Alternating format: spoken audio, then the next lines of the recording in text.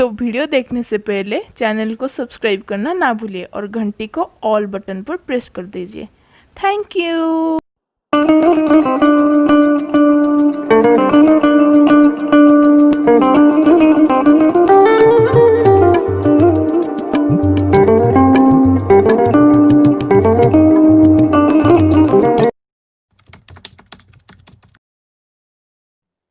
नमस्कार, मेरा नाम सरोज साहू। मैं आपको अपने चैनल सरोज साहू टॉक्स में स्वागत करता हूं। आज का ये वीडियो मैं रश्मि प्रदीप जी की एक कविता से शुरू करता हूं। थाम के किरणों का दामन, थाम के किरणों का दामन, सूरज से आंख मिलाओ तुम। थाम के किरणों का दामन, सूरज से आंख मिलाओ तुम। संपूर्ण सृष्टि की शक्ति तुम में ही है, जरा खुद को आजमाओ तुम। संपूर्ण सृष्टि की शक्ति तुम में ही है, जरा खुद को आजमाओ तुम। रश्मि प्रदीप। दोस्तों, रश्मि प्रदीप ने ये कविता फेसबुक में इसलिए डाला क्योंकि उनके कॉलोनी के एक बच्चा जिसका सीबीएसई का रिजल्ट 78% आया, उसने खुद को फांसी लगाकर आत्महत्या कर दिया। दर्द इतना हो रहा है कि कुछ बोला नहीं जा रहा है, इसलिए मैंने कविता से शुरू किया।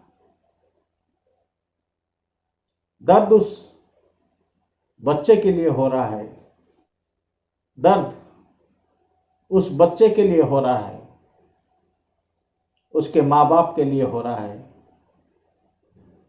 उसके पड़ोसियों के लिए हो रहा है, वो जहां पढ़ता था उस स्कूल के लिए हो रहा है, और उसके भाग्य में जो इसके बाद लिखा था उस भवितव्य के बारे में हो रहा है। सुशांत सिंह राजपूत के इंतकाल के बाद जो दर्द हुआ था, इतना उसको पहचानने के बाद जितना दर्द हुआ था, ये नामहीन बच्चा इसके बारे में सुनने के बाद भी उतना ही दर्द होगा। कब खत्म होगा ये सब चीज? कब खत्म होगा ये जो मार्ग के ऊपर जिंदगी का खेल?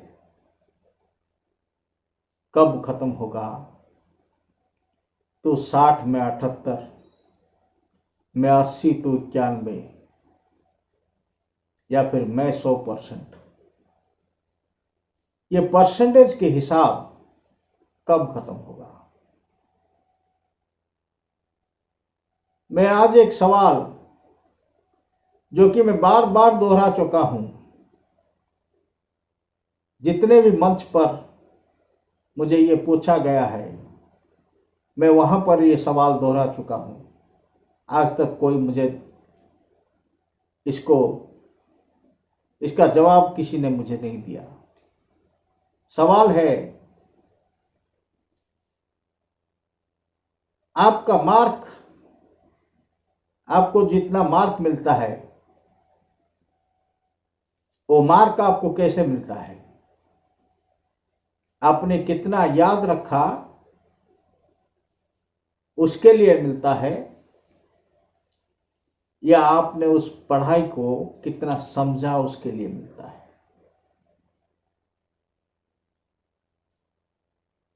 आपने उस सब्जेक्ट को कितना समझा, उसके बारे में कोई नहीं पूछता। आपने उसको कितना याद रखा और कितना लिखा, आपका हैंडराइटिंग कैसे था, आपका फॉर्मूला कैसे था, आपका अप्रोच कैसे था, आपका लैंग्वेज कैसे था, उसके ऊपर मार्क देते हैं। तो कुछ बच्चे जिनको याद नहीं रहता, वो बच्चे खुद को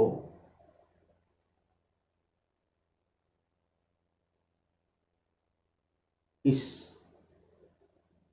खेल में बर्बाद कर लेते हैं। आप कभी सोचिएगा, अगर सचिन तेंदुलकर जी का पिताजी उनको मार पीट कर क्लास 10th, 11th, 12th पढ़ाते, तो आज भारत रत्न सचिन तेंदुलकर कहाँ होते? किसी ऑफिस में कलम घिस रहे होते। मैं ज्यादा एग्जाम्पल नहीं दूंगा, बस एक एग्जाम्पल, सचिन तेंदुलकर। इससे ही आपको सीखना है। ज्यादा एग्जाम्पल देने से मैं फिर मास्टर बन जाऊंगा, आपको फिर याद रखना पड़ेगा। कोई पूछेगा तो आप आधा बोल सकेंगे और आधा नहीं बोल सकेंगे, इसलिए आपके अंदर एक गिल्टी रहेगा। यही है खेल। ये जो भारत की पढ़ाई है, ये कौन कितना समझा, इसका कोई मायने नहीं है। मायने इसका है, मार्क इससे मिलता है कि कितना याद रखा और कितना लिखा, कितना लिखा और कितना नंबर आया, कितना नंबर आया और कौन से कॉलेज में पढ़ा, कौन से कॉलेज में पढ़ा और वहां से कितना नंबर लाया। चाहे कॉपी करके लाए, चाहे मास्टर को तेल मार के लाए, चाहे पैसा देकर लाए। और क्या होता है इन बच्चों का जीवन? कितने इंजीनियरों को आपने देखा है बॉम्बे में मारे मारे फिरते हुए? कितने फिल्मों के एक्टर को आपने देखा है जो कि बोलते हैं कि हम इंजीनियर थे?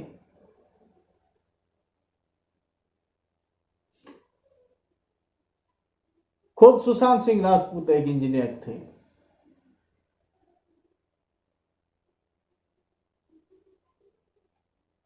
तो क्या जिंदगी में सिर्फ इंजीनियर और डॉक्टर बनना, सिर्फ मार्क और ग्रेड आना सबसे बड़ी सच्चाई है? इसके सिवा क्या कुछ और नहीं है जिंदगी? जरा सोचिएगा मेरी बात को और अपने बच्चों को जरा समझने की कोशिश कीजिएगा। इनको फिर से उसी चूहे की दौड़ में शामिल मत कीजिएगा, जहां पर चूहे भागते तो रहते हैं, कुछ जीतते भी हैं, कुछ हारते भी हैं, लेकिन आखिर में जब पूछा जाता है कौन जीता, तो बोला जाता है कि चूहा जीता, और पूछा जाता है कौन हारा, तो चूहा हारा। क्योंकि चूहों का कोई नाम नहीं होता, वो सारे एक ही तरह के होते हैं। उनमें से कोई सरोज साहू नहीं होता, कोई सुशांत सिंह राजपूत नहीं होता। मुझे इतनी देर तक सुनने के लिए आपको धन्यवाद। वीडियो अगर पसंद आया है तो लाइक कीजिए। अगर ये बात दूसरों तक पहुंचाना चाहते हैं तो वीडियो को शेयर कीजिए। अगर मेरी बातें आपको समझ में आती है, अगर इसे हजम कर सकते हैं तो सब्सक्राइब कीजिए।